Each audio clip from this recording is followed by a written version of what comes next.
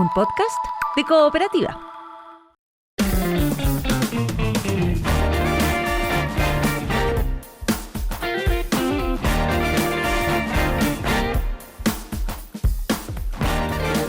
A propósito de los temas relacionados con mujeres, hoy vamos a hablar de un tema que tal vez se visibiliza poco, que tiene que ver con la población femenina que está encarcelada. El encarcelamiento femenino alcanza un máximo histórico en Chile. La población de mujeres crece un 79% en 4 años. Este es un informe que ha realizado la Red de Acción Carcelaria y vamos a conversar con su directora de incidencia de la Red de Acción Carcelaria, Antonella Oberti. Hola Antonella, ¿cómo estás? Buen día.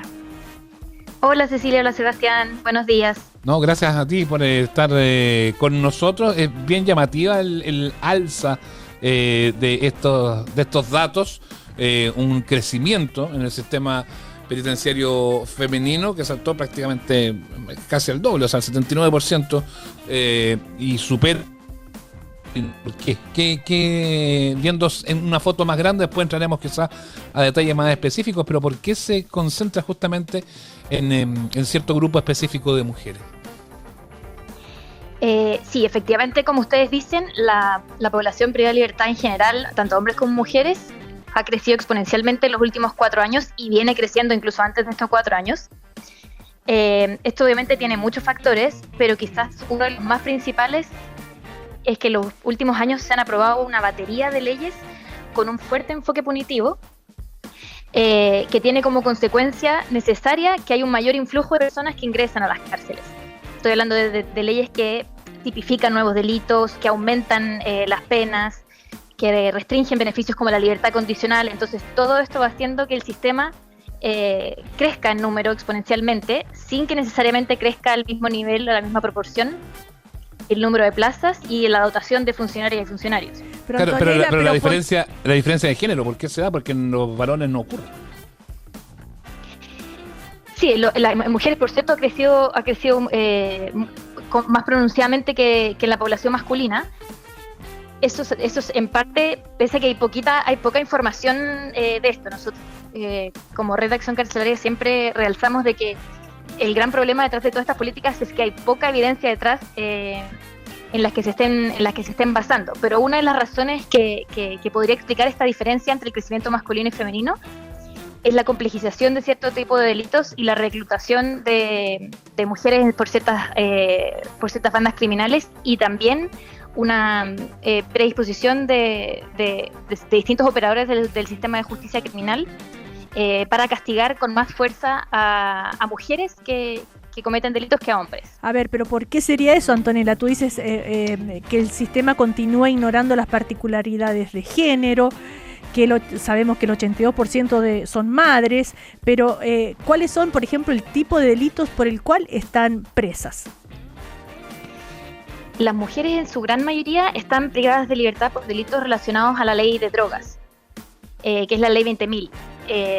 Entonces la gran mayoría, más del 50%, cerca del 55%, están por microtráfico, tráfico u otros delitos que están tipificados en la ley de drogas. Uh-huh. ¿Y por qué se da eso, crees tú? ¿O qué han investigado?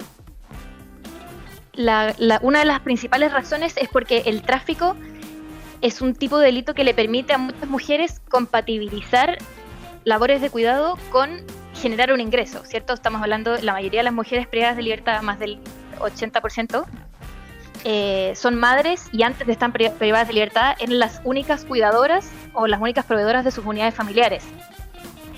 Y se asume que ahí no salen de la casa, se quedan en un entorno cercano y eso les permite cumplir el doble rol, o sea, comillas, trabajar dentro de estas organizaciones criminales y poder seguir con el cuidado de su familia. Claro, poder seguir ejerciendo el rol de jefas de hogar y también generar ingresos importantes.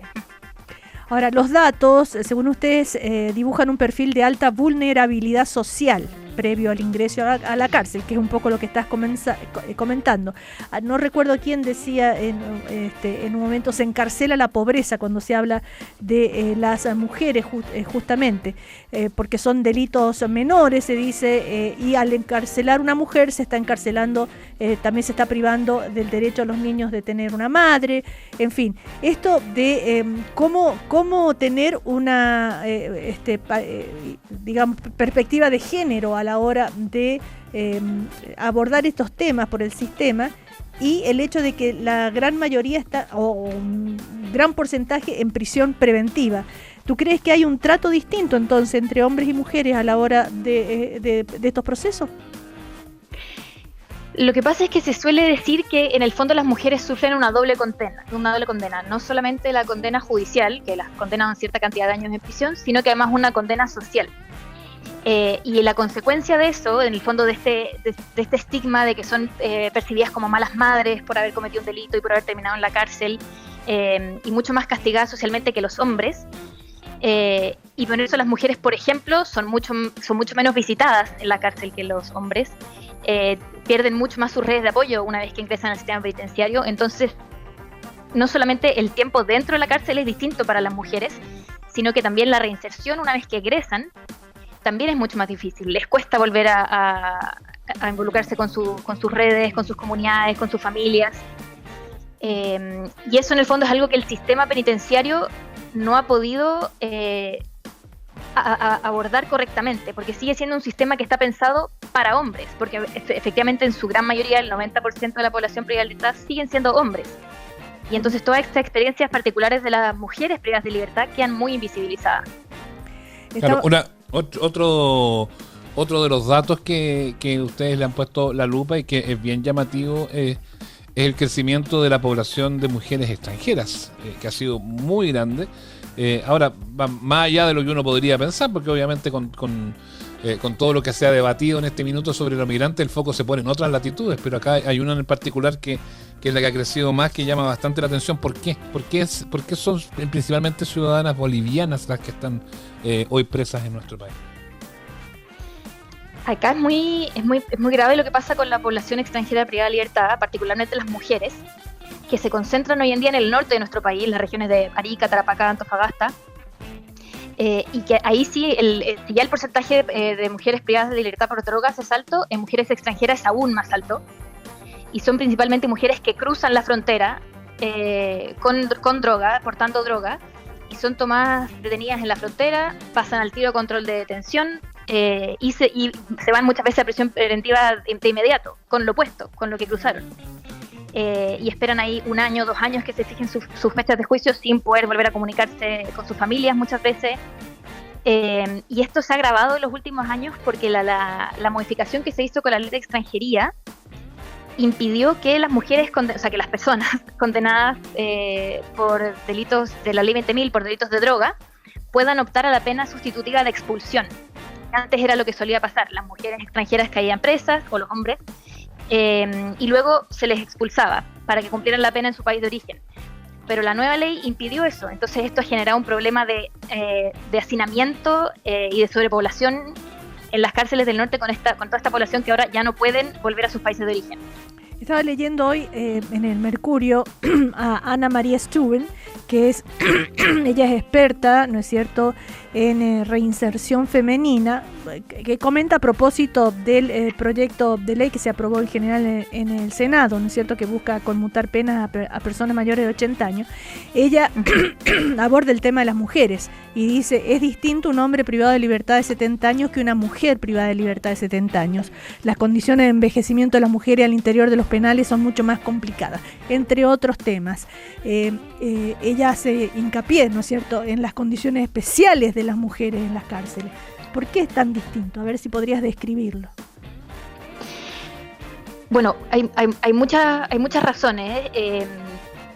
La principal es que, como mencionaba antes, el sistema no está preparado para recibir mujeres. Entonces, con el influjo que ha habido desde que se quitó la ley 20.000 y un poquito más antes, ¿qué que debería tener el sistema para las mujeres? ¿Cómo debería ser? Principalmente consideración para las experiencias que son particulares para las mujeres. O sea, por ejemplo, cuando nosotros partimos trabajando en 2020, no se le entregaba a las mujeres ningún tipo de instrumentos para gestión menstrual. Entonces las mujeres tenían que conseguirse o con sus familias afuera o en los economatos dentro de la cárcel cualquier producto para cuando menstruaban mes a mes, porque el Estado no se los garantizaba. Y entonces cuando empezó la pandemia y las familias ya no pudieron visitar, las mujeres se quedaron muchas sin acceso a estos productos. O sea, algo tan básico como tener acceso a algo para la menstruación mes a mes, que es algo que a las mujeres, a la gran mayoría de las mujeres nos pasa. Pero el Estado no lo proporcionaba porque simplemente ya está solucionado, ya está solucionado porque ahora el Estado lo proporciona. Efectivamente, ahora el Estado lo proporciona. ¿Qué falta? ¿Qué más debería cambiar en la vida cotidiana de las personas privadas de libertad, de las mujeres?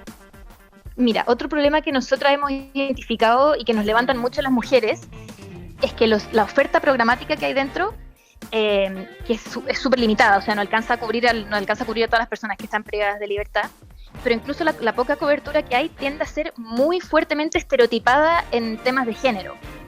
Entonces, por ejemplo, si a los hombres en la ex penitenciaría, se les ofrece madera, trabajo en hierro, metalurgia, etcétera, en las cárceles de mujeres se ofrece estética, repostería, cursos de manicure, etcétera.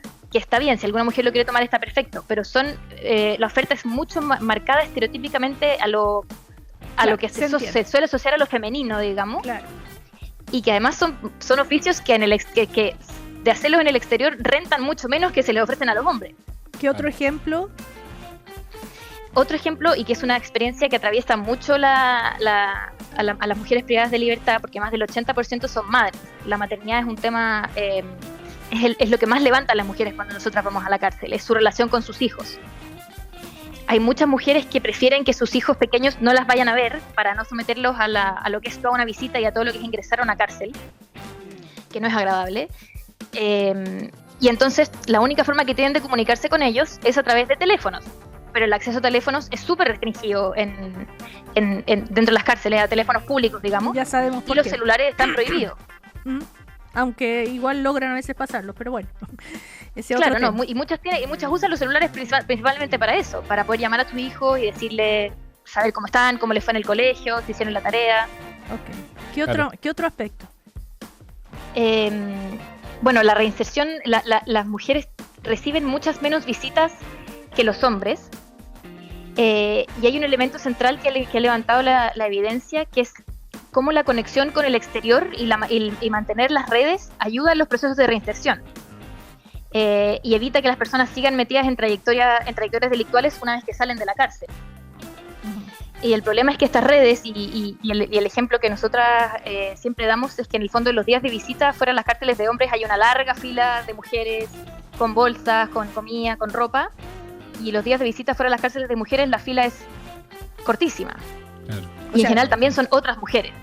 Los hombres, las exparejas, las parejas, los padres de los niños que tienen, hermanos, amigos, no van a verlas. Exacto, eso suele, o sea, obviamente hay excepciones, pero en el grueso en general las figuras son femeninas las que siguen apoyándola.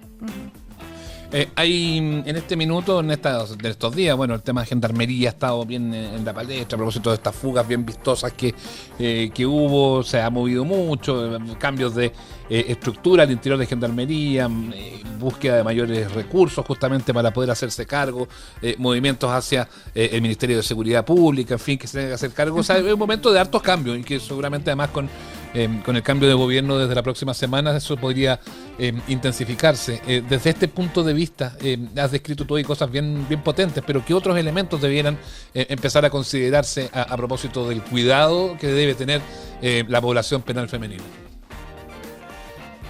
Claro, acá lo importante sería, más que la reforma que está actualmente en discusión, sería que el eventual nuevo servicio de reinserción que propone esta reforma tenga incluido perspectiva de género, y que eso no se quede solamente en un formalismo y en el papel, sino que efectivamente haya funcionarios y funcionarias con capacidades técnicas y humanas para entender las diferencias entre un proceso de reinserción femenino y uno masculino. Que no es solamente la experiencia dentro de la cárcel, que es de lo que estamos hablando, sino que también una vez que salen, las mujeres, si bien algunos hombres también, pero las mujeres en una mayoría mucho más grande, tienen que verse enfrentadas a buscar un trabajo con antecedentes penales, que es un desafío gigante, pero además conciliar eso con los problemas que ya tenían desde antes, ¿cierto? Conciliar eso con recuperar el cuidado de sus hijos, recuperar las relaciones con sus familias, volver a insertarse en sus comunidades, etc. Entonces, todas esas dificultades que, por cierto, también suceden en los hombres, pero se acentúan de formas particulares en las mujeres. También llama la atención, y con esto cerramos, el 51% de las mujeres privadas de libertad cuenta con un compromiso delictual bajo, según el informe, que el pronóstico de peligrosidad social es bajo. El 9% solamente un compromiso delictual alto, y la gran mayoría, como decíamos, en prisión preventiva, con la característica de la maternidad y del hecho de ser mujer. Un tema también, otro mundo femenino que es parte de nuestra realidad, y que queríamos relevar a propósito del Día Internacional de la Mujer. Así que te damos las gracias a Antonella Oberti, directora de incidencia de la Red de Atención Carcelaria. Que estén muy bien. Muchísimas gracias. Chao. También. Buen día. Estás escuchando el podcast de Una Nueva Mañana, una presentación de cooperativapodcast.cl. De cine hablamos ahora. Joel Poblete, ¿cómo estás? Buen día. Buenos días, ¿qué tal? ¿Cómo estás? Hola, Joel. ¿Todo bien? Hartas novedades les traigo. ¿Sí? Hubo, ¿Con mujeres? hubo premios y ya vienen los premios además. Pues. Sí, estamos a casi una semana de los Oscars prácticamente, porque son el domingo 15. Ya se estrenaron todas las películas que iban a llegar a la cartelera nominadas al Oscar antes de la ceremonia. Así que hoy día no les voy a hablar de eso, sino que les traigo novedades. Está bien nutrida la cartelera. Vamos a partir por la película quizás más masiva de la semana, que es Hoppers, Operación Castor. Mabel, estoy a mitad de una clase. Una clase en la que tú estás inscrita. ¿Qué onda, Mabel? Ven conmigo. Los métodos tradicionales para entender a los animales no estaban funcionando. Pero lo A ver, ¿de logramos, qué se trata? Mabel. ¿Por qué digo que es tan masiva? Bueno, como se estarán imaginando por lo que estábamos escuchando, es una película animada, ¿ya? Es la nueva película de Pixar y Disney, así que siempre hay mucha atención, a pesar de que todo el mundo está esperando Toy Story 5, que viene en unos meses más, que hay hartas expectativas, pero este es el primer estreno de Pixar y hay que decir desde ya, no lo digo solamente yo, lo está diciendo todo el mundo y yo coincido, que es de las más logradas de Pixar en los últimos años, lo que no significa que esté a la altura de Buscando a Nemo, Ratatouille, o cualquiera de las obras maestras de Pixar, pero en los últimos años no vamos a decir que había estado de capa caída, pero no había entusiasmado mucho a los críticos y tampoco había tenido mucho fenómeno. De hecho, la que está nominada ahora al Oscar, que es Helio, que la comentamos el año pasado, era bonita, simpática, tierna, pero no llegó muy lejos. Esta Hoppers, Operación Castor, es una película con un mensaje muy bonito. Es una niña que podríamos decir que es como animalista, la conocemos de sus primeros pasos cuando era muy chiquitita, y su abuela cuidaba un parque, y la abuela le enseña a cuidar a los animales, a dejar que la naturaleza hable, porque la niña era muy inquieta. Entonces la abuela le enseña esto y le transmite este amor por los animales. Pasan los años, la niña ya está adolescente y ella es súper animalista, anda todo el tiempo rescatando criaturas por distintos lados, y el lugar que cuidaba la abuela está amenazado porque van a hacer una autopista, y el alcalde, que es muy fanfarrón, el alcalde de la ciudad, le da lo mismo. Él es muy carismático, pero es de esos típicos políticos que medio son insensibles, no le importa mucho. Entonces ya quiere hacer algo, y cuando quiere ayudarlo se da cuenta que no queda ningún animal. Vamos a descubrir después por qué. Y bueno, historia extraña porque tiene elementos fantásticos como de ciencia ficción. Descubre que hay un experimento científico que se están haciendo pasar y se pueden trasladar como la mente, trasladar al cuerpo de un animal, y entonces a través de eso ella decide transformarse en un castor para ver si logra recuperar este terreno y movilizando a todos los otros animales de la comunidad. Como les digo, mensaje ecológico, amor por los animales, amor por el medio ambiente, lucha contra las grandes empresas, las grandes corporaciones que a veces arrasan con la naturaleza. Así que hay un mensaje bonito, pero no denso y difícil, lo que siempre tiene Pixar, como lo hemos comentado en varias oportunidades, que hay mensajes muy buenos para los adultos y que los niños también lo pueden entender. Como decía antes, no es una obra maestra, pero es entretenida, simpática, dinámica, funciona bien, bien querible y ayuda harto, que ese mensaje es necesario en estos tiempos. Sabes que el otro día fui al cine y vi el avance de La novia. Y dije, ¿qué es esto? Y me llamó la atención. Digo, ¿cómo será? Ahí Joel nos va a contar, pensé. A ver, La novia, el nuevo estreno. Can anybody help me? Please. Ahí estamos escuchando, se escucha algo medio tenso, medio tenebroso. Bueno, esta es la nueva versión de La novia de Frankenstein, el clásico que se han hecho otras adaptaciones, la más famosa de los años 30. Hace poco tuvimos a Frankenstein, está nominado al Oscar de Mejor Película, a varios premios, probablemente se gane en las categorías artísticas. Recordemos, aprovecho de pasar el dato y recordar que está en algunas salas porque había pasado directo a Netflix, pero acá se está dando en estos momentos en algunas salas para quienes la querían ver en pantalla grande. Frankenstein. Esta es la novia, porque es la novia de Frankenstein. ¿Qué pasa con esta película? Además de que es la historia que ya conocemos, que Frankenstein se siente solo, la criatura, quiere tener una pareja, necesita que le creen una pareja como surgió él también a través de personas ya muertas que ocupan sus distintos elementos del cuerpo para conformar una nueva corporalidad. Bueno, es la misma historia, pero ahora transcurre en el Estados Unidos de los años 30, de la época que se hizo la película clásica, ¿ya? Parte en Chicago, después van a ir a Nueva York, hay una gran ambientación de época. Yo tenía muchas expectativas con esta película, ¿saben por qué? Porque la dirige y escribió el guión la Maggie Gyllenhaal, que la hemos conocido como actriz súper destacada, muy talentosa, e hizo una película que creo que la comentamos acá y me acuerdo que a Cecilia le había gustado, que es The Lost Daughter.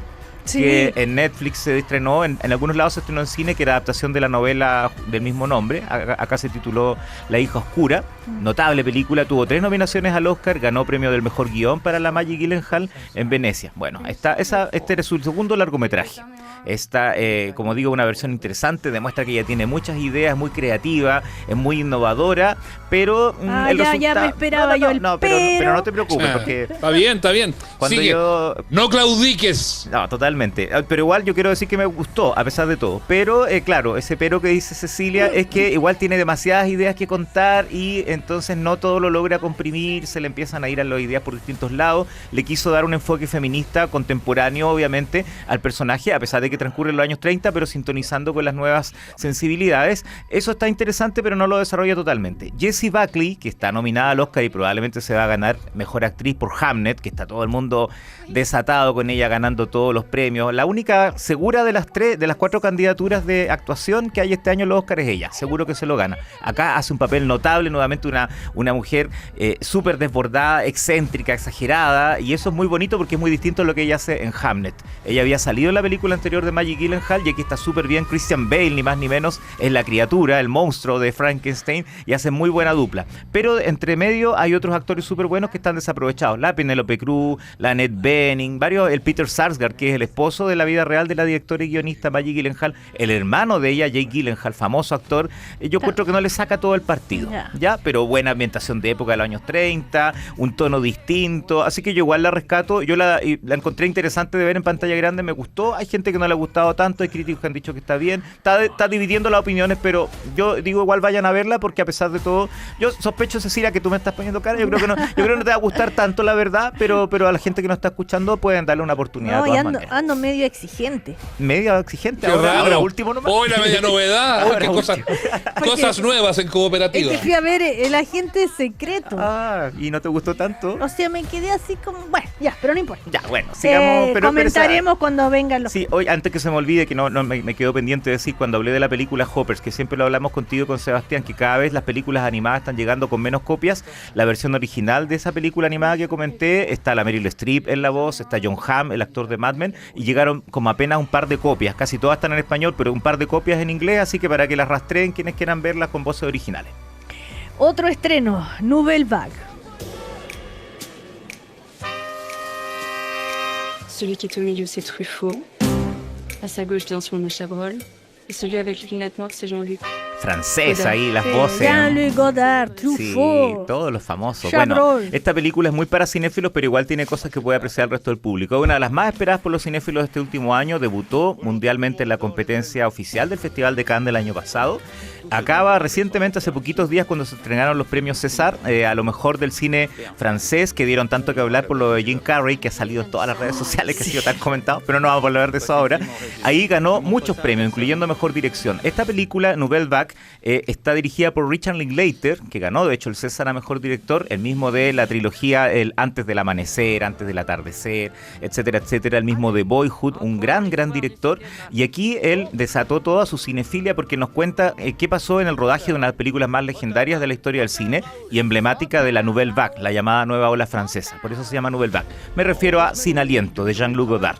un clásico con Jean-Paul Belmondo, la Jane Siever, y aquí nos cuentan cómo se hizo la película, el detrás de cámara, lo que le costó a Godard conseguirse el dinero, el productor que estaba enojado, los actores que no les gustaba esto de que no les pasaba el guión, tenían que ir improvisando, lo encontraban loco, todo esto lo cuentan, ya en blanco y negro, con una hermosa ambientación de época, con secuencias que son calcadas de la película original.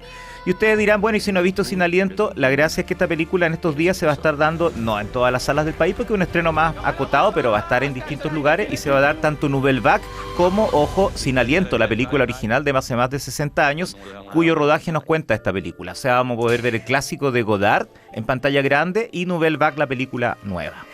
Ahora, si no veo Sin Aliento. Sin Aliento. ¿Qué La pasa? puedes apreciar igual, pero yo creo que es como válido y el programa doble.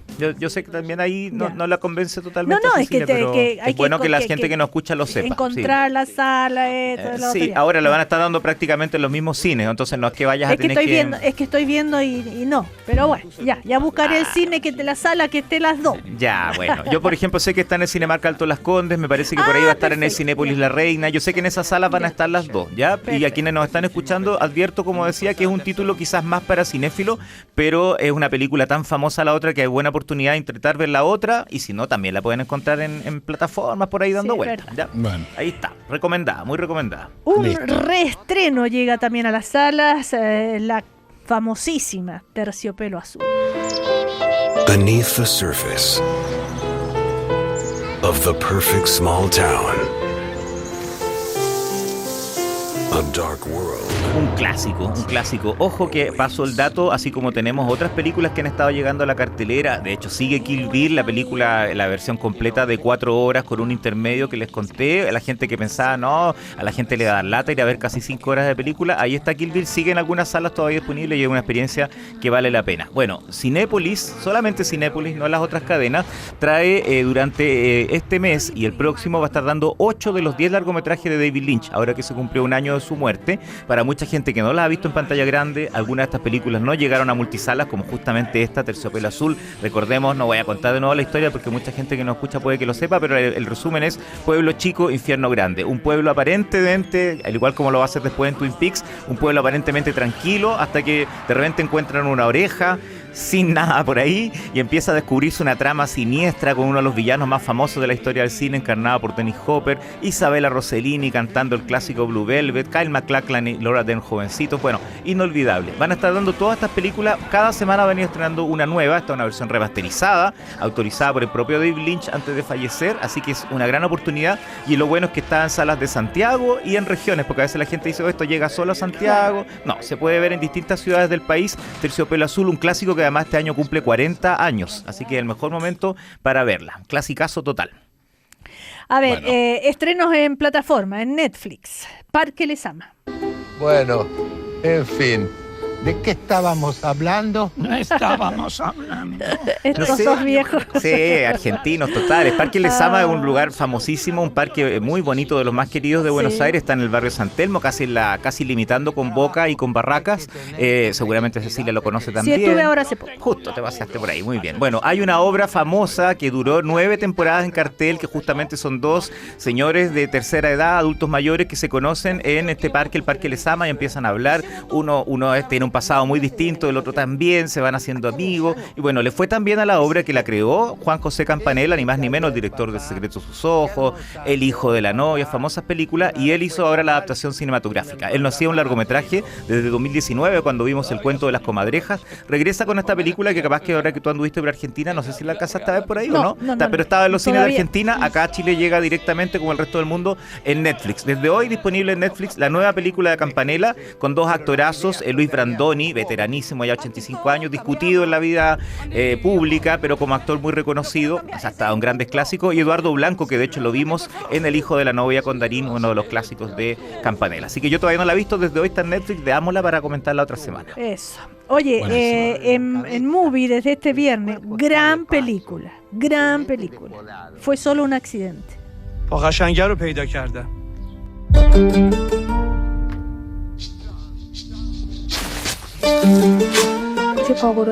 Película iraní. Irán está en un momento candente, por supuesto, en las noticias internacionales. Esta película habla de eso, la estuvimos comentando porque llegó a la cartelera el año pasado. Lamentablemente el público chileno parece que no prendió mucho, no duró mucho en salas. Es la ganadora, ni más ni menos que la Palma de Oro en el Festival de Cannes. Para quienes aún no la ven, véanla desde hoy, quienes tengan la plataforma Movie. Por ahí quedan algunas funciones en la Cineteca para quienes la quieran ver en cine. Recordemos que es una película que en tono de humor negro, drama, suspenso, critica de cierta manera al régimen iraní. Por lo tanto, hay personas que estuvieron presas y uno de ellos cree reconocer a quien fue su carcelero y posible torturador. No sabemos como espectadores si es así o no, tenemos que irlo descubriendo y eso es fascinante de la manera que lo desarrolla. Y el mérito de que haya sido realizada en Irán, digamos, escondidos. Escondido por uno de los grandes cineastas, quizás el más grande del cine iraní contemporáneo, que ha estado en la cárcel por culpa del gobierno iraní, lo hablamos, él por fin salió después de años que tenía que estar encerrado y que filmando estas películas de manera clandestina, como un poco a la mala, como podríamos decir en buen chileno, y él por fin ahora está libre y ha estado recorriendo el mundo, fue al Festival de Cannes, le dio la Palma de Oro, está en Estados Unidos, se suponía que iba a ser favorita, pero ahora quedó un poco por los palos porque lamentablemente para ella está valor sentimental peleando justamente con el agente secreto, así que vamos a ver qué pasa ahí. Y este sábado debuta, atención, no se lo pierdan, en televisión abierta, la película Denominación de Origen. Súper esperado.